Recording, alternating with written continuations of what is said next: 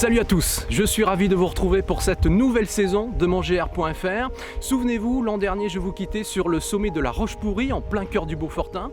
C'est sur un autre sommet tout aussi magique sur lequel je vous retrouve. C'est aussi la dune la plus haute d'Europe, la dune du Pilat. Si je suis ici, c'est pour une bonne raison. Regardez en face de moi, se découvre le bassin d'Arcachon que je vais suivre pendant 4 jours en empruntant le GR de Pays.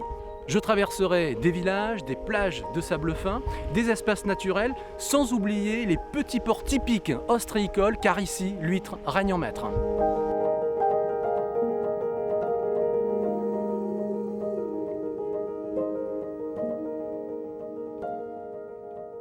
Alors le GR de Pays, il est né il y a maintenant une quinzaine d'années à peu près. Le GRP Tour du bassin d'Arcachon lui-même, c'est 90 km. Mais il y a un certain nombre de variantes, il y a un certain nombre de boucles qui sont raccrochées, ce qui fait qu'en fait on peut parcourir un total qui dépasse les 150 km.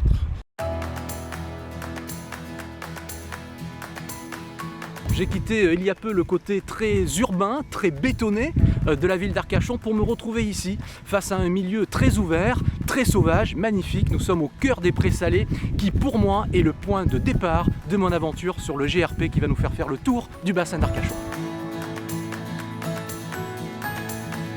En durée, ça dépend de la capacité de chacun et de la vitesse à laquelle on marche. Quand j'étais un petit peu plus jeune, moi je l'ai fait en 1 jour et demi le tour. Mais j'étais en forme à ce moment-là. Je crois qu'aujourd'hui, si je le refaisais, il me faudrait bien 1 jour de plus.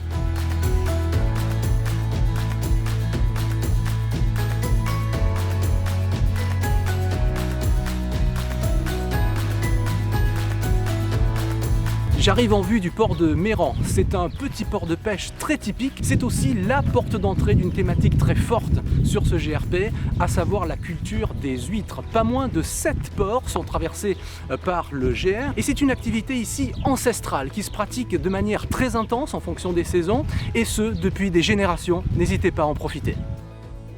En fait, les activités se sont développées plutôt à partir du sud du bassin d'Arcachon, avec tout d'abord les activités de pêche, et puis l'ostréiculture qui s'est développée de façon assez importante à partir du milieu du 19e siècle, et notamment sur les communes de La Teste et Gujan-Mestras. Donc quand on est au sud, on voit vraiment l'intensité des activités ostréicoles dans ces ports, et puis au nord bassin, on retrouve ces villages avec un charme un petit peu différent, aujourd'hui tournés à la fois vers les activités professionnelles, mais aussi vers la villégiature.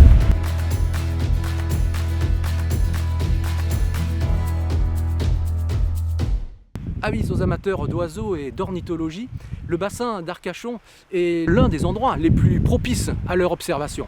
Il y a de ce fait un parc ici qui permet de les observer dans des conditions idéales. C'est l'un des parcs les plus fameux de France. Je vous y emmène, il est sur ma route, c'est le parc du Teche. Alors la réserve ornithologique du Teche, c'est d'abord un espace naturel, c'est 110 hectares au cœur du delta de la Leyre. Et comme tous les deltas dans le monde, ce sont des zones humides qu'il faut absolument aujourd'hui protéger parce qu'elles disparaissent, parce que ces zones humides elles rendent des services pour la faune, la flore, mais aussi pour les hommes. Ce qui est vraiment remarquable, c'est que vous pouvez y observer 310 espèces d'oiseaux européens différents. Et on considère en Europe qu'il y a à peu près 500 espèces d'oiseaux différents. Et donc vous voyez très bien que sur 110 hectares, on en a 50% de la biodiversité.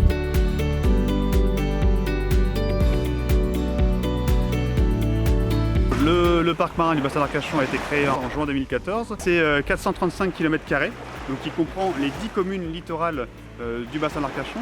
Donc on va du Cap Ferré au nord, on est à la limite entre le Cap Ferré et le Porge, et au sud on est à la limite de Gironde-Lande entre La Teste de Buch et Biscarrosse. Et au milieu de tout ça, on a une enclave, le bassin d'Arcachon, où on a une zone un peu plus abritée des hauts d'Océane. Et donc dans le fond du bassin, on a des zones un peu plus vaseuses, un peu plus de marée. Ce phénomène-là participe aussi à la vie du bassin. Et pour un randonneur, le paysage est complètement différent qu'on passe à marée basse ou qu'on passe à marée haute.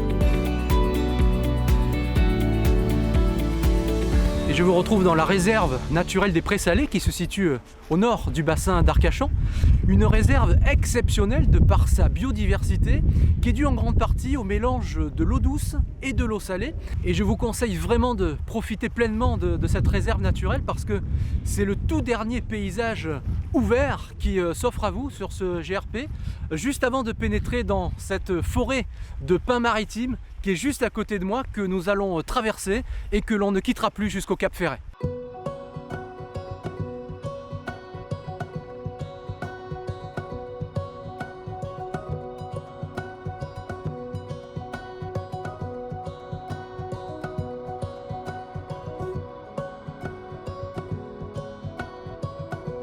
Arrivé ici, la majorité d'entre vous se rendrait à l'embarcadère de Bélisère afin de prendre le bateau direction Arcachon pour boucler le GR de pays. Pour ma part, je vous réserve une petite surprise, c'est à une demi-journée de marche de là où je me trouve. Suivez-moi.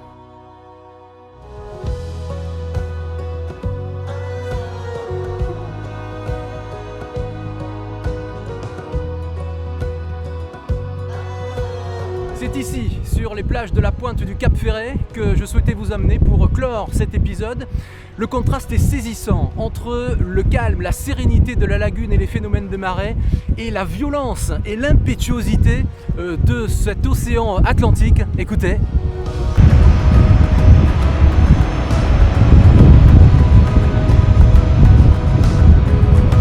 C'est aussi l'occasion pour moi de faire un clin d'œil, regardez, à la dune du Pilat qui se trouve derrière moi. Nous y étions pour le point de départ de ce GRP il y a de cela 4 jours. Si tout comme moi, vous souhaitez emprunter le GR de pays qui fait le tour du bassin d'Arcachon, je vous conseille la lecture du topo guide autour du bassin d'Arcachon à pied, édité par la Fédération française de randonnée pédestre. Toutes les autres informations, sachez les retrouver comme d'habitude sur le site mongr.fr. J'ai pris beaucoup de plaisir à vous accompagner pour ce premier numéro de la saison et je vous dis à très vite. Ciao!